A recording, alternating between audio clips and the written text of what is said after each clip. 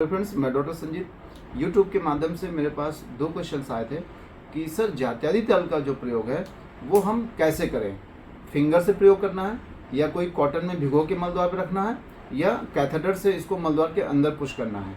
तो आपको क्या करना है, इस तरह एक कैथेटर लेना है, ऑयल को थोड़ा सा आपको भरना है और गुदा मार्ग पे थोड़ा सा केवल आपको इसको इनरवर्स पे हल्का सा रखना है और इसको ऐसे दबा देना है। इससे क्या होगा, जो हमारे मल द्वार के अंदर जो गुदा मार्ग में जो मल हमारा है वो उस ऑयल से भीग जाएगा और वो बिल्कुल सॉफ्ट हो जाएगा और वो आराम से मल हमारे शरीर से फिसलते हुए बाहर आएगा। ऐसा क्यों होता है, आपने भी देखा होगा, जब हमें पाइल्स या फिशर की समस्या होती है या मलद्वार में कोई समस्या होती है तो ये जो समस्या बढ़ती है वो मल त्याग के दौरान यानी लैट्रिन जाने के समय ही बढ़ती है। यानी ऐसा क्या होता होगा कि उस दौरान बढ़ती है। तो जो मल का पहला हिस्सा होता है जो कई बार बहुत हार्ड हो जाता है, कई बार हम लोग क्या करते हैं, पेट साफ करने वाली औषधियाँ भी खाते हैं, उसके बाद भी मल तो बहुत पेट साफ हो जाता है, लेकिन जो मल का पहला हिस्सा कंकड़ जैसा आता है उसी की वजह से हमें ये चोट लगती है। तो थोड़ा सा मैं इसको इस पिक्चर के द्वारा समझाने की कोशिश करता हूँ। मान लेते हैं ये हमारी गुदा मार्ग है, ये हमारी पूरी गुदा मार्ग है, ये आप देख रहे हैं जो ये हमारी गुदा मार्ग है। ये होता है रेक्टम और ये हमारी होती है एनल कैनाल। एनल कैनाल में यहाँ एक पिक्चर आपको देखने को मिला है। यहाँ पे हमें कुछ पिक्चर में दिखा है, यहाँ पे हमने पाइल्स हेमोरॉइड दिखा रखे हैं। हेमोरॉइड जो होते हैं वो कई प्रकार से होते हैं, जैसे grade 1, grade 2, grade 3, grade 4, 4 grade होते हैं इंटरनल पाइल्स के, एक एक्सटर्नल पाइल्स भी हमारी बॉडी में होता है।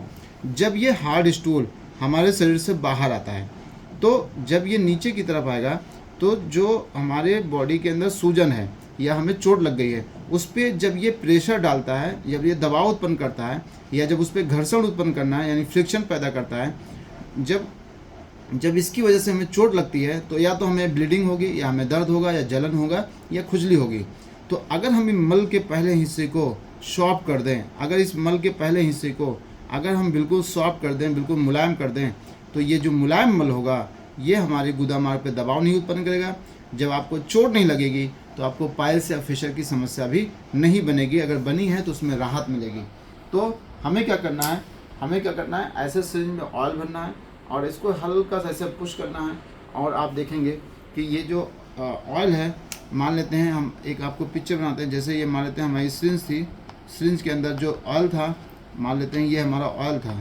जब ये ऑयल अंदर जाएगा तो हमारी जो गुदा मार्ग की इनर लेयर है, जो सबसे बाहरी लेयर है, उसके ऊपर एक ऑयल की एक लेयर बन जाएगी। यानी ये जो ऑयल की वजह से ये जो एरिया होगा वो क्या हो जाएगा, वो बिल्कुल स्लिपी हो जाएगा। तो ये गुदा मार्ग हमारी स्लिपी हो जाएगी, जो मल का कठोरता है वो बिल्कुल सॉफ्ट हो जाएगा, हार्ड स्टूल बिल्कुल सॉफ्ट हो जाएगी और जो भी बीमारी हमारे शरीर में थी, जैसे हेमोरॉइड था या फिशर था, उसके ऊपर ऑयल की एक लेयर बन जाएगी। तो ये जो हार्ड स्टूल था इसकी वजह से यहाँ पे चोट नहीं लगेगी। जब चोट नहीं लगेगी तो आपको जो भी समस्या हो रही थी उसमें काफ़ी राहत मिलेगी। अब क्या होता है कि आपने देखा होगा कई बार हम लोग क्रीम का भी प्रयोग करते हैं। क्रीम क्या होता है, एक सॉलिड लगभग सेमी सॉलिड मटेरियल होता है।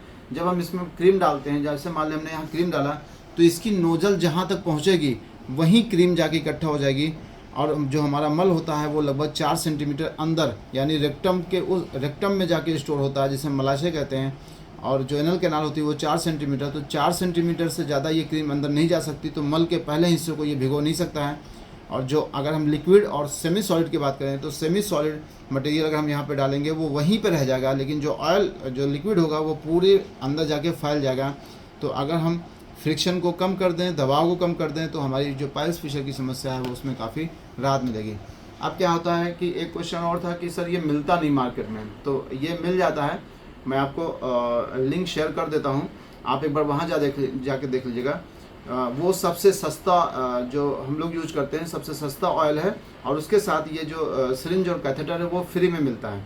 तो आप एक बार देख लीजिएगा, जहाँ पे मिले उसको आप लेके इसका प्रयोग कर सकते हैं। ये काफ़ी इफ़ेक्टिव थे, मतलब एक तरीका होता है पाइल्स और फिशर को, मतलब जब हम इसका इलाज करते हैं तो इसका एक पार्ट है, इससे काफ़ी हद तक आराम मिलता है। Thank you.